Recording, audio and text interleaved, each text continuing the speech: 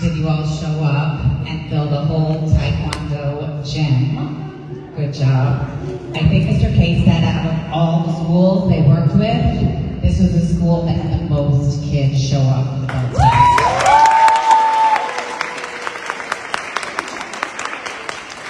And not only did you show up, it's clear how hard you worked to get as good as you are now and do all those things. I was having a hard time with the boards and amazing, so impressive. Especially Miss Rachel was really big for me. And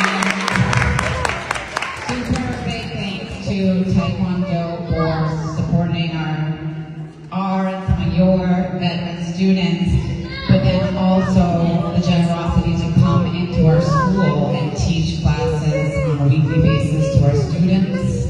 Thank you to Mr. T for making the connection and bringing them in, and especially Ms. Rachel for having them in her gym